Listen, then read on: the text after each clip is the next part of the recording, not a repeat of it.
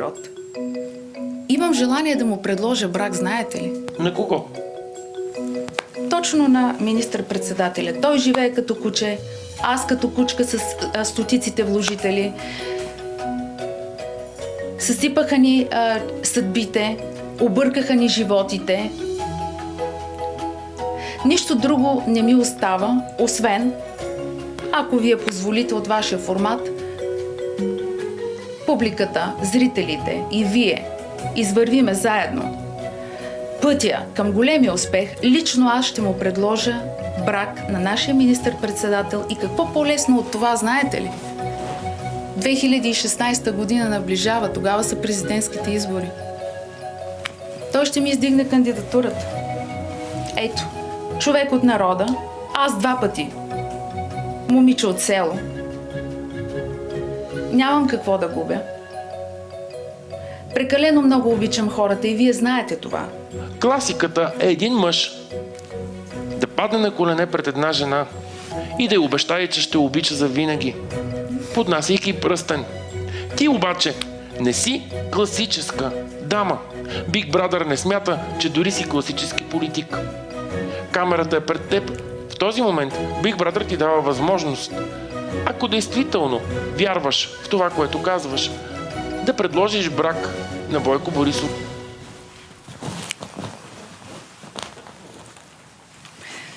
Вечер край брега на морето се нося дивашки викове. Елена, Елена, дете на дивата пустиня, амур, Елена, само те обичам аз.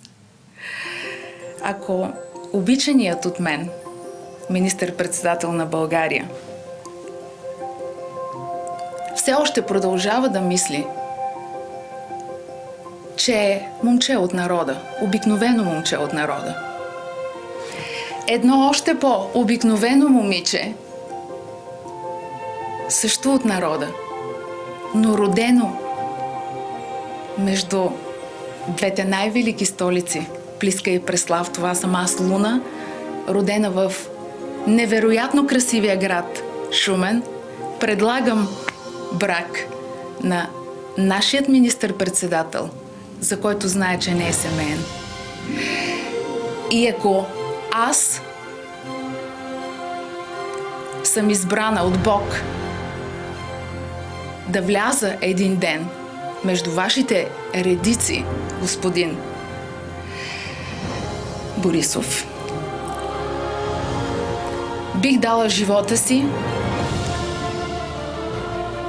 ако е необходимо, да видя народа на България да живее по-добре от това, което видяха очите ми през моя съзнателен живот, особено през последните 2 години.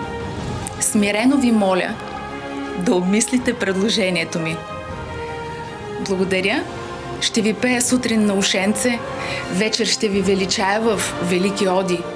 Отдава ми се и поезията, но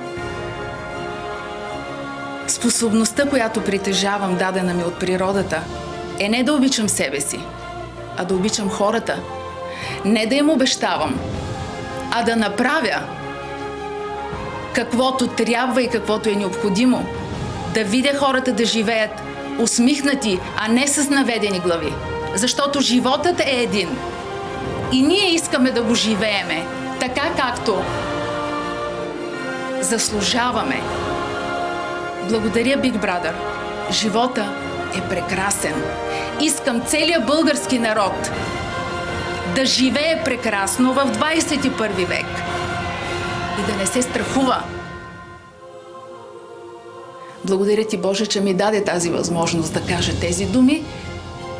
Благодаря, Big Brother. Поклон. Благодаря.